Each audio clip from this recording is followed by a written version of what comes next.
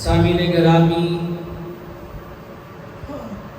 ماہ سفر المظفر کی آج غالباً 16 تاریخ ہے۔ یہ ماہ مقدس بڑی تیزی کے ساتھ رواں دواں ہے۔ اس ماہ مقدس کی غالباً 18، 19 اور 20 تاریخ کو شہنشاہ لاہور حضور سیدنا داتا علی حجویری رحمت اللہ تعالی علیہ کا عرس پاک بھی ہوتا ہے، اور آپ کی شخصیت کسی تعارف کی محتاج نہیں ہے۔ ہم لاہور میں رہنے والے ہیں، اور لاہور پر داتا صاحب رحمت اللہ تعالی علیہ کی خصوصی توجہات ہیں۔ تو یہ ہو نہیں سکتا کہ داتا کی نگری میں رہیں اور داتا کا ذکر نہ کریں۔ اللہ کے ولی ہیں، ان کا مقام اور مرتبہ ہے۔ ہماری زبانیں خوش قسمت ہیں جو ایسی ہستیوں کا ذکر کرتی ہیں، ہمارے کان خوش نصیب ہیں جو ایسی ہستیوں کا ذکر سنتے ہیں۔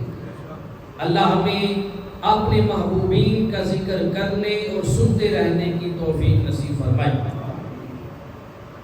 سیدنا داتا علی حجویری رحمت اللہ تعالی علیہ، آپ کا نام نامی اسم گرامی ہے علی، اور آپ کے والد ماجد کا نام ہے عثمان۔ تو آپ کا پورا نام ہوا علی بن عثمان۔ آپ سید ہیں، حسنی سید ہیں، اور آپ کا مشہور لقب ہے داتا۔ اور جو خواجہ خواجگان خواجہ غریب نواز رحمت اللہ تعالی علیہ کی زبان پاک سے 40 دن کے چلہ کے بعد آپ کو لقب عطا ہوا تھا، وہ لقب ہے گنج بخش۔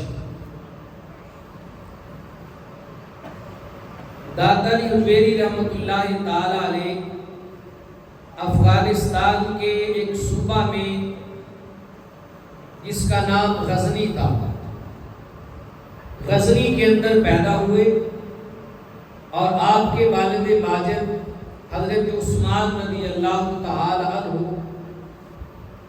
غزنی کے 2 محلے تھے، ایک کا نام تھا جلاب اور ایک کا نام تھا حجویر۔ جلاب اور حجویر یہ غزنی کے 2 محلے تھے، 2 قصبے بھی کہا جاتا ہے، 2 محلے بھی کہا جاتا ہے۔ وہاں پر آپ کے والدین کی رہائش تھی۔ والد محترم کا وصال ہو گیا، اور داتا صاحب رحمت اللہ تعالیٰ نے والدہ محترمہ کے پاس رہے، تربیت حاصل کی۔ آپ کی ولادت باسعادت بھی آپ کے ننہال کی جانب ہوئی۔ سن 400 ہجری کے اندر اور 1009 عیسوی کے اندر داتا علی حجویری رحمت اللہ تعالی علیہ کی غزنی کے اندر حجویر کے علاقہ میں ولادت باسعادت ہوگی۔ داتا علی حجویری رحمت اللہ تعالی علیہ، آپ کو حجویری کہا جاتا ہے کیوں کہ آپ حجویر کے رہنے والے تھے۔ آپ کو جلابی بھی کہا جاتا ہے، آپ کے مزار برآباد میں بھی لکھا ہوا جلابی۔ جلابی اس لیے کہ آپ جلاب کے بھی رہنے والے تھے۔ یہ بھی غزنی کا ایک قصبہ، ایک محلہ۔ داتا صاحب رحمت اللہ تعالی علیہ کے نام کے ساتھ جنیدی بھی لکھا جاتا، اس لیے کہ آپ کی ولادت باسعادت سے 182 سال قبل حضرت شیخ جنید بغدادی رحمت اللہ تعالی علیہ کی ولادت ہوئی تھی، اور داتا علی حجویری رحمت اللہ تعالی علیہ کے جو پیر و مرشد تھے وہ حضرت جنید بغدادی رحمت اللہ تعالی علیہ کے سلسلہ سے تھے، انہی کے سلسلہ میں بیعت تھے۔ اور داتا علی حجویری رحمت اللہ تعالی علیہ بھی جنیدی سلسلہ میں ہی بیعت تھے، کیونکہ سیدنا غوث پاک رضی اللہ تعالی عنہ کی ولادت باسعادت داتا صاحب رحمت اللہ تعالی علیہ کی ولادت کے 70 سالوں کے بعد ہوئی۔ غوث پاک رحمۃ اللہ تعالی علیہ شہنشاہ ولایت ہے، غوث ولایت کے مرتبوں میں تمام اولیاء کی گردنوں پہ آپ کا قدم ہے، اور جس کی ولایت پہ حضور سیدنا غوث الاعظم کی مہر نہ ہو ولی بن نہیں سکتا۔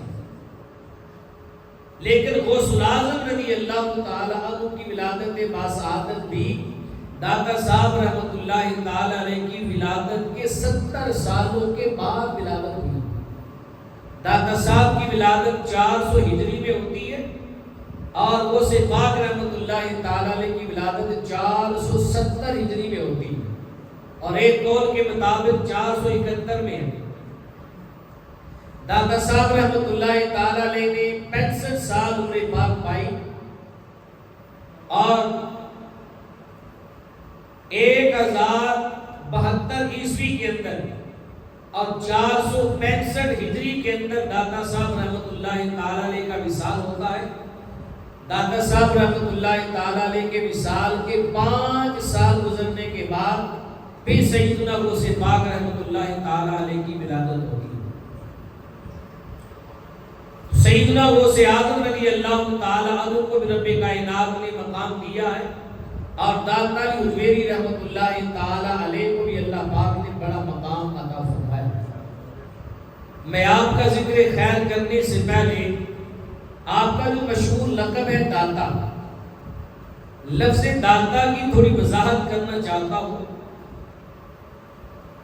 لفظ داتا جو ہے اس کا معنی ہوتا ہے دینے والا، دینے والا۔ ایک دن ایک شخص، یہ جو قصور سے پوسٹریں چلتی ہیں وہ داتا صاحب کی جانب جاتی ہیں، میں اس میں سفر کر رہا تھا، یوحنا آباد سے میں بیٹھا تھا، اور پیچھے سے کوئی ساتھی بیٹھا ہوا آ رہا تھا، اس کے ساتھ بیٹھ گیا۔ اس نے مجھے پوچھا آپ نے کہاں جانا ہے، مجھے میرا سٹاپ آئے تو بتا دینا۔ میں نے کہا جی میں نے داتا صاحب اترنا۔ جب داتا صاحب کا نام لیا اس کی نیند اڑ گئی، وہ مجھے کہنے لگا کہ آپ نے داتا صاحب کیوں کہا ہے؟ داتا تو صرف اللہ ہے، داتا کا معنی ہے دینے والا، اور دیتا تو صرف اللہ ہے۔ اور قرآن میں آپ ہر روز وعدہ کرتے نماز میں ایاک نعبد و ایاک نستعین، ہم اللہ ہی کی عبادت کرتے ہیں اور اللہ ہی سے مانگتے، اللہ ہی کی مدد لیتے۔ تو جب اللہ ہی سے مدد مانگتے ہیں تو دینے والا تو اللہ ہے۔ آپ نے ایک بزرگ کو داتا بنا دیا۔ کہنے لگے بھی داتا کہنا شرک ہے، یہ جائز نہیں، داتا اللہ کا نام ہے۔ عمر میں مجھ سے بڑے تھے، میں نے اس صاحب سے کہا، توجہ سے اس کی بات سنی، اور اس سے کہا بھی آپ مجھے میرے سوال کا جواب دیں گے؟ اس نے کہا پوچھے۔ میں نے کہا آپ نے لفظ داتا کو اللہ تعالیٰ کا نام بنا دیا ہے، یہ بتائیں ذرا اللہ تعالیٰ کے نام کتنے ہیں؟ وہ کہنے لگا اللہ تعالیٰ کے 99 نام ہیں۔ میں نے بتایا اللہ تعالیٰ کے 3000 اسماء گرامی ہیں، 3000 نام اللہ تعالیٰ کے ہیں، ان میں 1000 اللہ تعالیٰ کے اسماء گرامی جو ہیں وہ تورات میں ہیں، 1000 اللہ کے اسماء گرامی انجیل میں ہیں، اور 900 اسماء گرامی اللہ تعالیٰ کے ایسے ہیں جو اللہ پاک نے فرشتوں اور ملائکہ کو سکھائے ہیں، اور 99 اسماء گرامی اللہ تعالیٰ کے قرآن مجید میں ہیں۔ پیچھے ایک اسم گرامی رہ گیا، وہ اللہ تعالیٰ کا اسم اعظم ہے، وہ کسی کو معلوم نہیں، وہ اللہ ہی کو معلوم ہے۔ تو اس طرح 3000 اسماء گرامی ہیں، آپ کے بقول 99 نام جو ہے وہ قرآن کے اندر ہے۔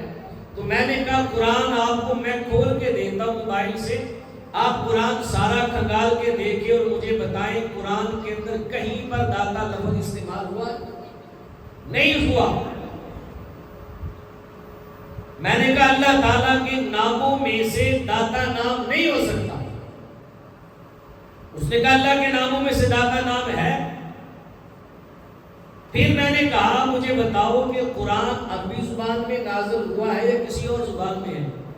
اس صاحب نے کہا کہ قرآن عربی زبان میں ہے۔ تو میں نے کہا جب آپ نے یہ مان لیا کہ قرآن عربی زبان میں ہے تو پھر بھی آپ یہ کہیں کہ داتا اللہ تعالیٰ کا نام ہے تو بات غلط ہے، کیونکہ لفظ داتا یہ فارسی زبان کا لفظ ہے اور قرآن عربی زبان میں ہے، اللہ کے اسماء گرامی بھی عربی زبان میں ہے، تو پھر داتا اللہ تعالیٰ کا نام کیسے ہو سکتا ہے؟ لفظ داتا فارسی زبان کا لفظ ہے، فارسی میں بھی استعمال ہوا اور ہندی کے اندر بھی استعمال ہوا، ہندی میں بھی استعمال ہوا۔ آپ پرانے راجہ مہاراجاؤں کو دیکھیں، ان کی زندگیوں کے اندر ان کی رعایا کے جو لوگ ہوا کرتے تھے، جن کا سارا کھانا پینا ہر کچھ راجاؤں مہاراجوں سے ہوتا تھا، اپنی رعایا کو راشن بھی وہ دیتے تھے، اس وقت وہ اپنے راجاؤں مہاراجاؤں کے لیے لفظ بولا کرتے تھے ان داتا، ان داتا کا لفظ بولتے تھے۔ ان کا مطلب ہوتا ہے رزق، لنگر، کھانا پینا، روٹی، یہ اس کا معنی ان، اور داتا کا معنی دینے والا۔ وہ اپنی رعایا کو دیتے تھے تو بادشاہوں کو ان داتا کہا جاتا تھا۔ تو میں نے کہا داتا تو ان کو بھی کہا گیا، اب یہ فارسی زبان کا لفظ ہے، عربی کا نہیں، ہندی میں استعمال ہوا ہے، تو اللہ تعالیٰ کا نام داتا نہیں ہے، اللہ کا نام داتا نہیں ہے۔ میں نے کہا آپ نے داتا صاحب کہہ دیا تو آپ نے فتویٰ لگا دیا، شرک ہو گیا، اللہ کے ناموں میں داتا ہے ہی نہیں۔ اب میں آپ سے پوچھتا ہوں، مجھے بتائیں کہ داتا علی حجویری کا نام کیا ہے؟ ابھی میں نے بتایا علی بن عثمان، علی بن علی آپ کا نام ہے، عثمان آپ کے والد کا نام ہے۔ میں نے اس صاحب سے کہا کہ داتا صاحب کا نام ہے علی، اور میں آپ کو اللہ تعالیٰ کے ناموں میں سے ایک نام ایسا بتاتا ہوں، قرآن مجید میں ہے کہ اللہ تعالیٰ کے ناموں کے اندر ایک نام ہے علی۔ اللہ تعالیٰ کے ناموں میں سے ایک نام کیا؟ علی۔ آیت الکرسی کو پڑھیں، آخری آیت دیکھیں، وَهُوَ الْعَلِيُّ الْعَظِيمُ، اللہ تعالیٰ کے ناموں میں علی نام ہے۔ تو جب اللہ کے ناموں میں علی نام ہے، علی کہہ کے داتا صاحب کو پکارا، بچے بچے کو علی کہہ کے پکارتے، تب نہیں کہتے کہ اللہ کے نام پہ نام رکھ دیا شرک ہو گیا۔ اگر داتا کہہ دیا جو اللہ کے ناموں میں ہے بھی نہیں تو پھر کیسے شرک ہو گیا؟ اللہ تعالیٰ کا جو صفتی نام ہے، آپ مجھے بتائیں کیا مالک اللہ کے ناموں میں سے نہیں ہے؟ قرآن میں ہے مالک الملک تؤتی الملک من تشاء، اللہ کے ناموں میں سے مالک نام ہے۔ کیا بندے کا نام مالک نہیں ہوتا؟ ہر دوسرے بندے کی زبان پہ ہوتا ہے دکان مالک، مکان مالک، پلازا مالک، فیکٹری مالک، بلڈنگ مالک، بندوں کے نام بھی مالک ہے۔ تو بندے کا نام بھی مالک ہے، اللہ تعالیٰ کا نام بھی مالک ہے، تو کیا شرک ہو گیا؟ نہیں۔ اللہ تعالیٰ کے ناموں میں ایک نام ہے ولی، قرآن میں ہے اللہ ولی الذین آمنوا، اللہ ایمان والوں کا ولی ہے، قرآن کہہ رہا ہے۔ تو اللہ کے ناموں میں ولی نام ہے، اب کسی اور کو ولی کہہ دیا تو کیا شرک ہو گیا؟ نہیں۔ اللہ کا نام بھی ہے، اللہ کے بندے کا بھی ہے، اللہ تعالیٰ کا جو حقیقی نام ہے وہ اللہ ہے۔ اس کے علاوہ جو باقی اللہ کے اسماء گرامی ہیں وہ اللہ پاک کے صفاتی نام ہیں۔ وہ کیا ہے؟ صفاتی نام ہے۔ اللہ کے ناموں میں رحیم نام ہے، رحم کرنے والا، تو کیا بندوں کے نام رحیم نہیں ہوتے؟ ہوتے۔ اللہ کے ناموں میں رحمان نام ہے، تو کیا بندوں کے نام نہیں ہیں؟ بندوں کے نام ہیں۔ تو جو اللہ کے نام ہیں وہی بندوں نے نام رکھے ہوئے ہیں، ان ناموں کو دے کے شرک نہیں کہتے۔ وہ داتا نام اللہ کے ناموں میں سے ہے بھی نہیں، پھر بھی کہہ دیا کہ شرک ہو گیا؟ نہیں۔ اتنی بڑی جہالت نہیں ہونی چاہیے کہ بغیر سوچے سمجھے دیکھے ہوئے بغیر پڑھے ہوئے، یہ بہت بڑی جہالت ہے۔ علم ہو تو پھر بات کرنی چاہیے، بغیر علم کے بعد اللہ والوں کے خلاف نہیں کرنی چاہیے۔ تو داتا کا معنی کیا؟ دینے والا۔ اب اہل سنت و جماعت کا عقیدہ یہ ہے کہ ایاک نعبد و ایاک نستعین، ہم تیری ہی عبادت کرتے ہیں اور تجھ ہی سے مدد مانگتے ہیں۔ تجھ ہی سے مدد مانگنے کا مطلب یہ ہے کہ مستعان حقیقی اللہ کی ذات ہے. حقیقت میں جو مدد مانگی جاتی ہے اللہ ہی سے مانگی جاتی ہے. اللہ تبارک و تعالیٰ سے کوئی بندہ ڈائریکٹ لینے کا اتنا جگرا نہیں رکھتا، اور نہ کوئی بندہ اللہ تبارک و تعالیٰ کی بارگاہ سے ڈائریکٹ حاصل کر سکتا. موسیٰ علیہ السلام پیغمبر ہیں، انہوں نے کوہ طور پہ رب کے دیدار کا مطالبہ کیا تھا. ایک تجلی آئی تھی، سارا کوہ طور ریزہ ریزہ ہو گیا تھا. موسیٰ علیہ السلام بے ہوش ہو گئے تھے. تو جب موسیٰ علیہ السلام ایک تجلی برداشت نہیں کر پائے، کوہ طور برداشت نہیں کر پایا، وہ تو نور ہی نور ہے. ہم ڈائریکٹ اس کو کیسے برداشت کر سکتے ہیں؟ ہم ڈائریکٹ کیسے حاصل کر سکتے ہیں؟ رب تعالیٰ جب بھی دیتا ہے کسی کے ذریعے سے دیتا ہے. اللہ کسی نہ کسی کو دیتا ہے. جس کو اللہ دے پھر بتائیں کہ وہ بندہ آگے کسی کو دے سکتا ہے کہ نہیں دے سکتا ہے. اگر وہ بندہ بھی کسی کو آگے دے گا تو وہ دینے والا بھی داتا ہے. وہ دینے والا بھی کیا ہے؟ داتا ہے. ہر باپ اپنی اولاد کے لیے داتا ہے، اولاد کو دیتا ہے. ہر مالک اپنے مزدوروں کے لیے داتا ہے، ان کو دیتا ہے. دینے والے کو داتا کہا جاتا ہے. دینے والے کو داتا کہا جاتا ہے. مستعان حقیقی اللہ کی ذات ہے، خالق حقیقی اللہ کی ذات ہے، مالک حقیقی اللہ کی ذات ہے، رازق حقیقی اللہ کی ذات ہے، معبود حقیقی اللہ کی ذات ہے. لیکن حقیقت میں دیتا اللہ ہے. انبیاء جو ہیں یہ ذریعہ بنتے ہیں. حقیقت میں دیتا اللہ ہے. ولی اللہ جو ہے یہ ذریعہ بنتے ہیں. ان کے ذریعے سے اللہ تبارک و تعالیٰ مخلوق کو عطا فرماتا ہے. اللہ تعالیٰ مخلوق کو عطا فرماتا ہے. انہاں داتا صاحب رحمت اللہ تعالیٰ علیہ کون ہے؟ داتا علی حجویری رحمت اللہ تعالیٰ علیہ وہ ہستی ہیں جن کے بارے میں سیدنا غوث الاعظم رضی اللہ تعالیٰ عنہ فرما گئے اگر میں داتا صاحب کا زمانہ پا لیتا تو میں بھی داتا صاحب کا مرید ہو جاتا. یہ سیدنا غوث الاعظم کا فرمان ہے. اور ان کا زمانہ پاتا تو فرمایا انہی کی باتیں کرتا. بڑوں نے تو یہ کہا ہے داتا صاحب کون ہے. بعض مقامات پر بعض کتب میں یہ بھی آیا کہ داتا علی حجویری رحمت اللہ تعالیٰ علیہ رشتے میں غوث الاعظم کے ماموں لگتے ہیں. اللہ اکبر کبیر. پھر داتا علی حجویری کون ہے؟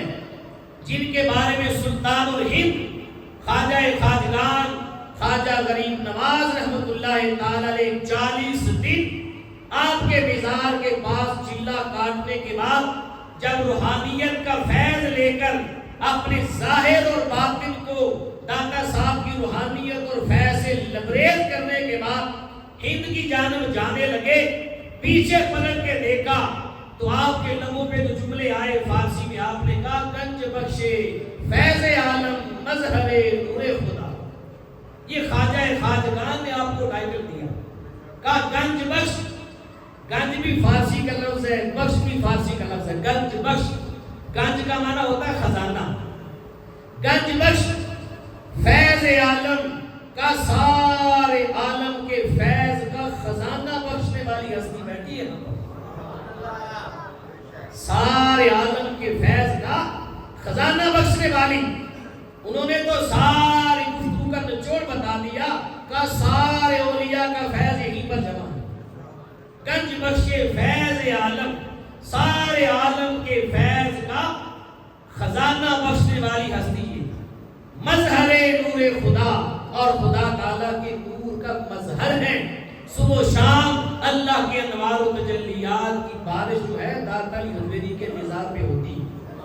آپ ان کے دربار کی تختی کو پڑھ کے دیکھ لیں، مرکز تجلیات آج بھی لکھا ہوا. تجلیات الہی کی بارش وہاں ہوتی ہے. تو مظہر نور خدا، خدا کے نور کا مظہر ہے. ناقصانہ پیر کامل، ناقص کہتے ہیں کمزور کو، تو خواجہ خواجگان کہتے ہیں ناقصانہ پیر کامل. ناقص اور کمزوروں کے لیے داتا صاحب پیر کامل ہیں. کمزوروں کے لیے کیا؟ پیر کامل ہیں. وَقَامِلَ عَلَى رَحْمُمَا، اور جو کامل ہو چکے ان کے بھی رہنما ہیں. کاملوں کے بھی رہنما ہے.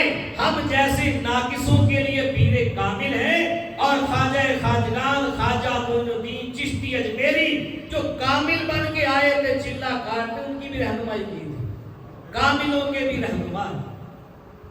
داتا علی حجویری رحمت اللہ تعالی علیہ، آپ نے اپنی ابتدائی تعلیم جو ہے وہ حجویر کے اندر حاصل کی، غزنی کے اندر حاصل کی.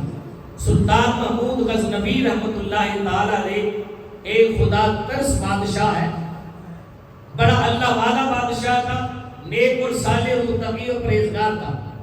سلطان محمود غزنوی رحمت اللہ تعالی علیہ فاتح بیت المقدس، جن کے لشکر نے بیت المقدس کو فتح کیا. سلطان محمود غزنوی رحمت اللہ تعالی علیہ نے غزنی کے اندر ایک مدرسہ بنایا، عالی شان ادارہ بنایا، سہولیات دی، کہا یہاں دین کی تعلیم حاصل کی جائے. دور دراز سے افغانستان اور دور دراز سے لوگ آتے تھے، طلباء آ کر تعلیم حاصل کرتے تھے.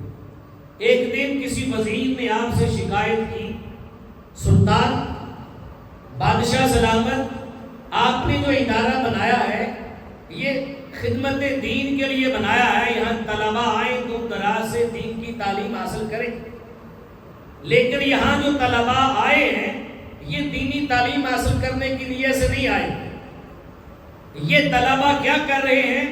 یہ طلباء عہدوں کو پانے کے لیے آئے ہیں، ڈگریاں حاصل کرنے کے لیے آئے ہیں، کوئی اللہ اس کے رسول کی خاطر نہیں آیا. سلطان محمود غزنوی نے کہا کہ میں مدرسہ میں جاؤں گا اور جا کر دیکھوں گا. اطلاع ملی کہ سلطان محمود غزنوی مدرسہ میں آ رہا ہے. وہاں کے اساتذہ نے، طلباء نے، جن کی نگاہیں ترستی تھی بادشاہ کو دیکھنے کے لیے، بڑا جی چاہتا تھا، انہوں نے بادشاہ کے استقبال کی تیاریاں کی. بادشاہ گیا، سب نے استقبال کیا. ایک چھوٹا سا بچہ تھا جو دروازے کے پیچھے دیا جلا کر چراغ کی روشنی میں کتاب کھول کے بیٹھا تھا. اسے پرواہ تک نہیں تھی کہ بادشاہ آ رہا ہے. ایک استاد نے کہا بیٹا سلطان محمود آ گیا. اس پڑھنے والے طالب علم نے بات نہیں سنی. استاد نے پھر کہا، اس کو پرواہ نہیں ہوئی، اپنی پڑھائی میں مصروف رہا. بادشاہ آیا، جب مدرسے کا وزٹ کیا، دیکھا، طلباء سے ملاقات ہوئی. طلباء سے پوچھا کس لیے پڑھ رہے ہو؟ کسی نے کہا میں فلاں عہدے کے لیے پڑھ رہا ہوں. کسی نے کہا کہ میرے والد کی خواہش تھی پڑھو اس لیے پڑھ رہا ہوں. کسی نے کہا بادشاہ کا قرب پانے کے لیے پڑھ رہا ہوں. کسی نے کہا عزت کمانے کے لیے پڑھ رہا ہوں. جب بادشاہ کی نگاہ پڑی، دروازے کے پیچھے ایک بچہ بیٹھ کے چراغ کی روشنی میں پڑھ رہا تھا. بادشاہ نے جا کے اس کو سلام کیا. اس بچے نے سلام کا جواب دیا اور بادشاہ کی جانب پلٹ کے دیکھا نہیں. بادشاہ کی جانب پلٹ کر دیکھا بھی نہیں. بادشاہ نے کہا بیٹا ایک سوال کا جواب دے دو، پھر تمہارا ٹائم ضائع نہیں کریں گے، پڑھتے رہنا. پوچھا بتاؤ. بادشاہ نے کہا بیٹا یہ بتا دو کہ تمہارے پڑھنے کا مقصد کیا ہے، کس لیے پڑھ رہے ہو؟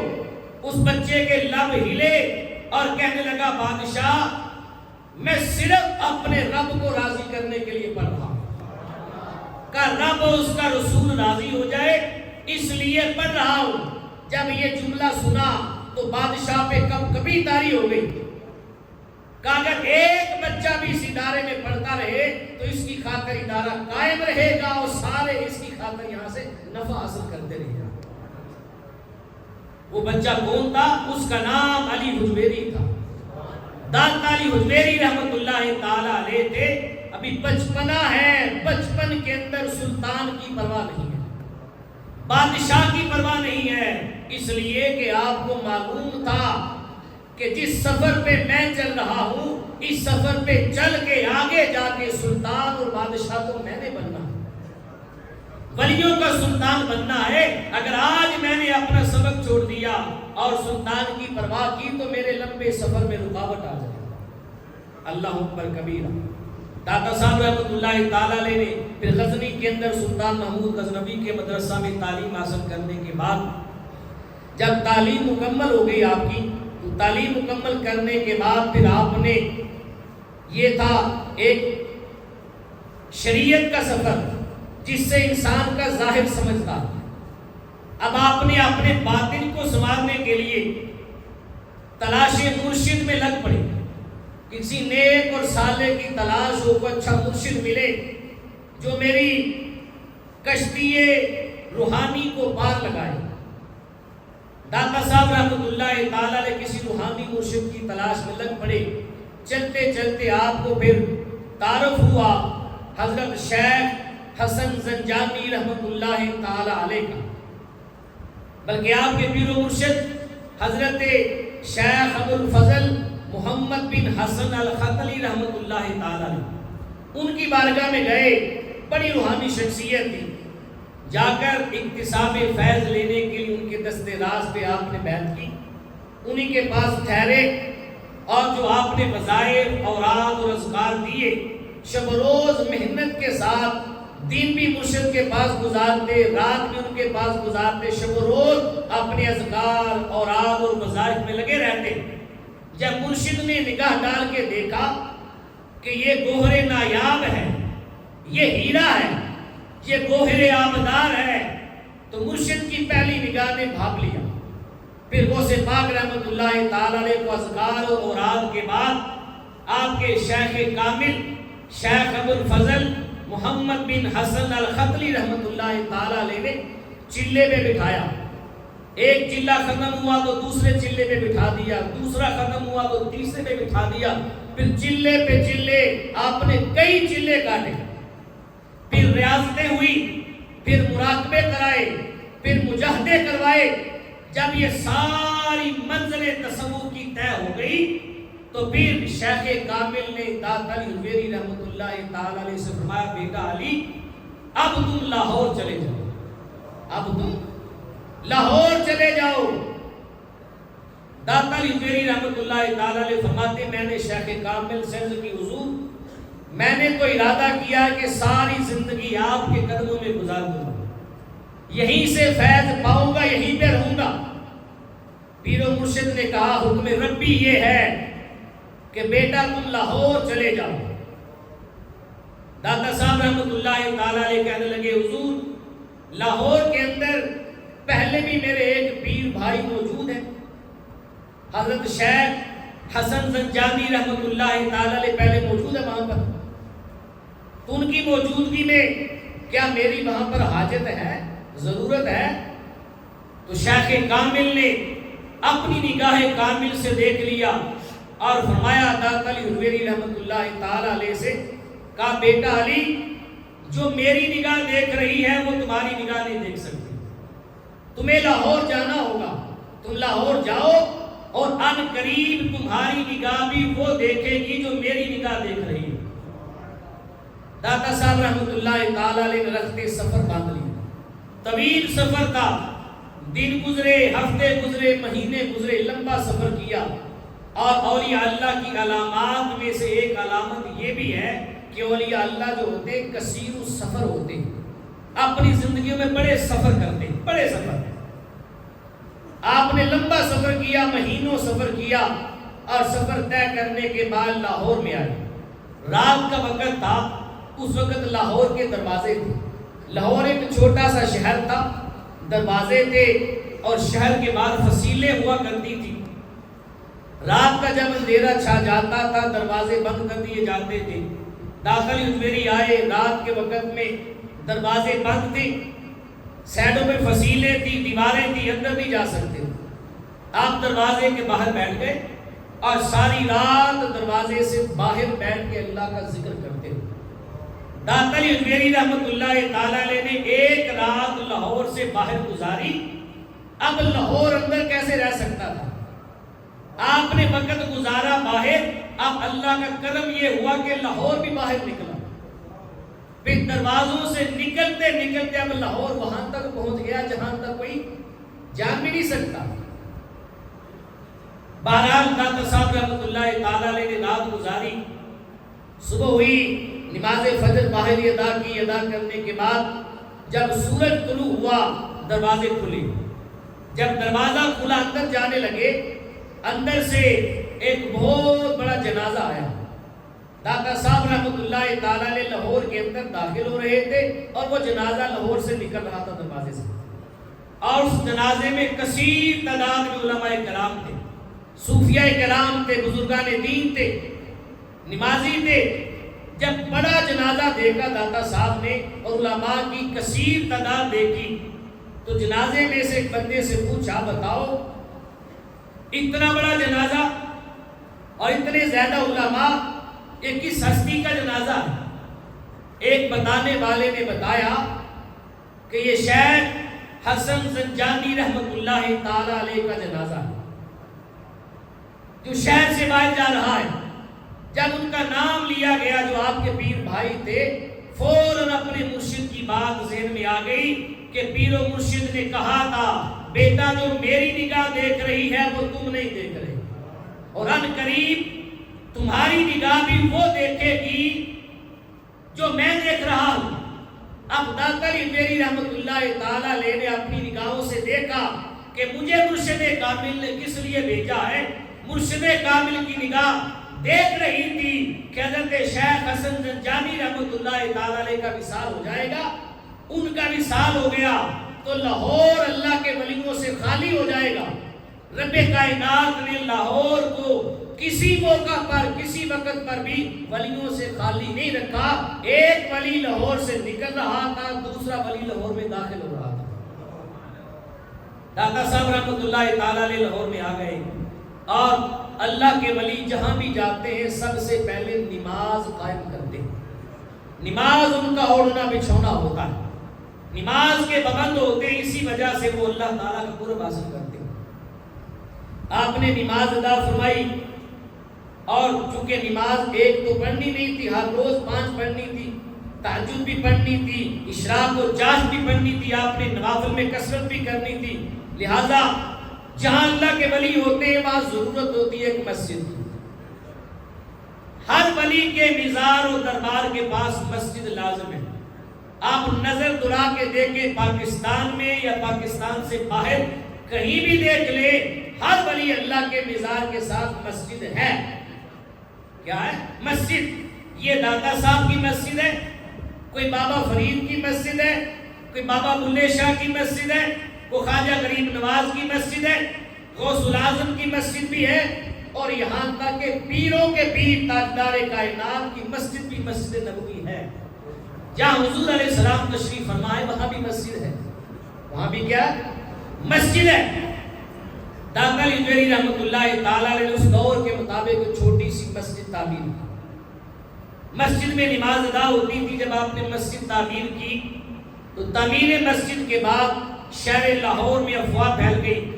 بہت سارے علماء نے اعتراض کیا کہ داتا علی جویری رحمت اللہ تعالیٰ علیہ کی جو مسجد ہے اس کا جو قبلہ ہے وہ درست نہیں ہے، یہ قبلہ صفت نہیں ہے، لہذا اس میں نماز نہیں ہوتی۔ جب قبلہ درست نہ ہو تو نماز کیسے ہوگی؟ جب یہ اڑتے اڑتے خبر داتا علی جویری رحمت اللہ تعالیٰ علیہ کے کانوں تک پہنچی تو آپ نے فرمایا، اعلان کر دیا کہ ہر خاص و عام کو دعوت ہے، جن کو میرے قبلے پہ اعتراض ہے وہ لوگ آ جائیں اور آج کی نماز میری ابتدا میں پڑھے، میں انہیں بتاؤں گا کہ تمہاری بات غلط ہے اور داتا علی جویری کی مسجد کا قبلہ درست ہے۔ جب یہ اعلان ہوا تو کثیر تعداد میں علماء بھی آئے اور عام لوگ بھی آئے، رش ہو گیا۔ داتا علی جویری رحمت اللہ تعالیٰ علیہ عصر کی نماز تھی یا مغرب کی نماز، داتا علی جویری رحمت اللہ تعالیٰ علیہ مصلی پہ کھڑے ہوئے۔ آپ نے مصلی پہ کھڑے ہو کے امامت کی نماز پڑھائی، نماز کمپلیٹ ہو گئی۔ جب آپ نے دائیں جانب سلام پھیرا، پھر بائیں جانب سلام پھیرا، سلام پھیرنے کے بعد لوگوں کی طرف مخاطب ہوئے کہا، میری ابتدا میں نماز پڑھ لی ہے، میرے قبلے پہ نماز پڑھی ہے، اب ذرا نگاہیں اٹھا کے سامنے دیکھو۔ جب سب مقتدیوں نے سامنے دیکھا تھا تو رب کائنات نے سارے حجابات ہٹا دیے، کعبہ اللہ سامنے نظر آ رہا تھا، کعبہ اللہ سامنے نظر آ رہا تھا۔ کہا اپنی نگاہوں سے دیکھو اور پھر میری مسجد کا قبلہ صرف دیکھو۔ جتنے علماء تھے سب کے سب داتا علی جویری رحمت اللہ تعالیٰ علیہ کی بیعت میں آئے۔ یہ داتا علی جویری رحمت اللہ تعالیٰ علیہ ہیں جن کا ماہ سفر و مظفر کے اندر اس مہینے کے دور سے مبارک ہوتا ہے، یہ 2 دن کی دوری پر ہے۔ داتا علی فیری رحمت اللہ تعالی علیہ کو رب کائنات نے بڑا مقام عطا فرمایا۔ ولیوں کے مزارات پر ان کی بارگاہوں میں سال کے بعد دور دراز سے جو لوگ چل کر آتے ہیں فیض حاصل کرنے کے لیے، ایک بڑے اجتماع کا، بڑی محفل کا انتظام و انصرام ہوتا ہے، اسے عرس کا نام دیا جاتا ہے۔ آج یہ بات واضح کرنا چاہتا ہوں کہ عرس کیا چیز ہے، اسے عرس کیوں کہا جاتا ہے، عرس کا معنی اور مفہوم کیا ہے۔ لفظ عرس آپ ڈکشنری کے اندر جا کر دیکھیں، عرس کا لفظی معنی ہوتا ہے شادی۔ کیا معنی ہوتا ہے؟ شادی۔ اور شادی کے موقع پہ خوشی ہوتی ہے، غم نہیں ہوتا۔ شادی کے موقع پر خوشی ہوتی ہے، غم نہیں ہوتا، غم نہیں ہوتا۔ جب اللہ کا ولی دنیا سے جاتا ہے، وصال ہو جاتا ہے، پردہ کر جاتا ہے، قبر میں جاتا ہے، من ربو کا، تیرا رب کون ہے؟ ربی اللہ، جواب آ جاتا ہے۔ من دینو کا، ماں دینو کا، تیرا دین کیا ہے؟ دینی علیہ السلام، جواب مل جاتا ہے۔ ماں کنتا تقول فی حق ھذا الرجل، حضور کے بارے میں پوچھا جاتا ہے، اس ہستی کے بارے میں کیا کہا کرتا تھا، جواب درستگی میں مل جاتا ہے۔ تاجدار کائنات کی پہچان ہو جاتی ہے، اللہ کا ولی کامیاب ہو جاتا ہے۔ فرشتے آتے ہیں قبر کے اندر، فرشتے پھر جنت کی کھڑکیاں کھول دیتے ہیں، جنت سے ٹھنڈی ہوائیں آتی ہیں۔ اس اللہ کے ولی کے لیے قبر میں جنتی فراش اور جنتی بستر لگایا جاتا ہے، اسے جنتی لباس پہنایا جاتا ہے۔ جنتی بستر، جنتی لباس اور جنتی ہوائیں جب آتی ہیں تو قبر میں حدیث پاک کے الفاظ ہیں، اس نیک اور صالح اور مرد کلندر سے کہا جاتا ہے، نم اب سو جا، نم سو جا، کا نومت العروس، جیسے پہلی رات کی دلہن سوتی ہے ویسے تو بھی آج قبر میں سو جا، آج سو جا۔ اب میرا سوال آپ سے ہے، کہا جا رہا ہے جیسے پہلی رات کی دلہن سوتی ہے ویسے سو جا، تو پہلی رات کی دلہن بھی کبھی سوتی ہے؟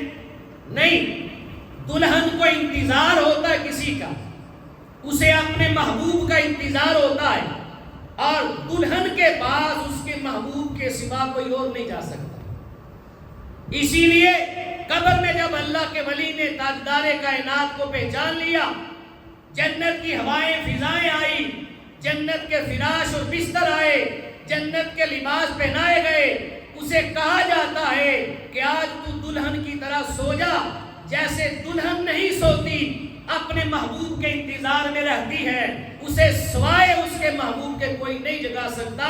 اے اللہ کے ولی، آج تو بھی قبر میں ایسے رہ، آج تجھے بھی تیرے محبوب کے سوا کوئی نہیں جگا سکتا۔ آج تجھے تاجدار کائنات کا دیدار نصیب ہوگا۔ جب تاجدار کائنات کا دیدار نصیب ہو جاتا ہے تو پھر تصوف کی اصطلاح کے اندر جو اللہ کے ولی کی سالانہ برسی ہوتی ہے، اس برسی کو عرس کہا جاتا ہے۔ عرس کا لفظی معنی ہے شادی، لیکن اللہ کے ولی کی جو برسی ہوتی ہے اس برسی کو عرس کہا جاتا ہے۔ اس لیے کہا جاتا ہے، اس پہ پھر نعت خوانی، قرآن کی تلاوتیں، خوشی کا اظہار سال کے بعد کیوں ہوتا ہے؟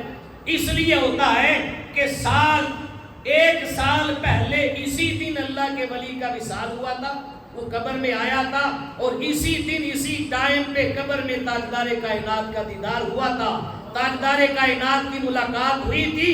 اب سال کے بعد جب ولی کی اور حضور کی ملاقات کا ٹائم اور دن آتا ہے، ان کے جاننے والے، چاہنے والے غلام خوشی مناتے ہیں، اس دن میرے داتا کو سرکار کا دیدار ہوا تھا، اس دن میرے مرشد کو حضور کا دیدار ہوا تھا۔